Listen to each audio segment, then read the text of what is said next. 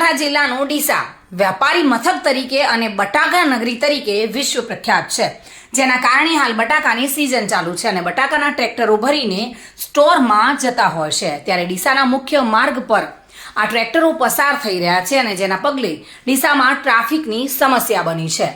જોકે હાલ 10 અને 12 બોર્ડની પરીક્ષા પણ ચાલુ હોવાથી વિદ્યાર્થીઓ સર્કલ પરથી પસાર થતા હોય છે અને અહીંયા બટાકાના ટ્રેક્ટર તથા વિદ્યાર્થીઓના લીધે ટ્રાફિકની સમસ્યા જોવા મળી રહી છે।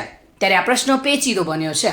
આજે જલારામ સર્કલ નજીક રામાપીરનું મંદિર હોવાથી બીજના કારણે ભાવિક ભક્તો મોટી સંખ્યામાં જોવા મળ્યા હતા અને જેના કારણે ટ્રાફિક સમસ્યા સર્જાઈ હતી।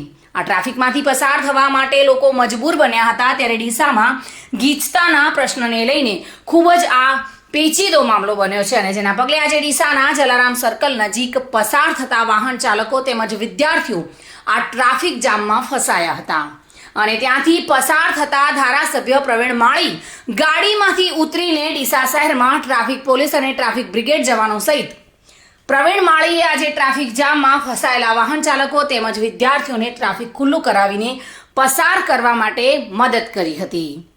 જોકે ડીસાના ધારાસભ્ય પ્રવીણ માળી જાતે ટ્રાફિક ખુલ્લું રોડ પર કરાવતા જોતા લોકોમાં આશ્ચર્ય સર્જાયું હતું અને હાલમાં આ ટ્રાફિક સમસ્યા નિવારવા માટે આગોતરું આયોજન કરીને ડીસા શહેરમાં ટ્રાફિક સિગ્નલ લગાવવામાં આવી રહ્યું છે અને જો કે કાયમી ટ્રાફિક મુક્ત કરવામાં આવે તેવી વાહન ચાલકો સહિત વિદ્યાર્થીઓની લાગણીઓ સાથે માંગણીઓ કરી રહ્યા છે। ત્યારે હાલ ધારાસભ્યની ગાંધીગીરીનો આ વિડીયો સોશિયલ મીડિયામાં વાયરલ થઈ રહ્યો છે। Bureau report, today Gujarati news.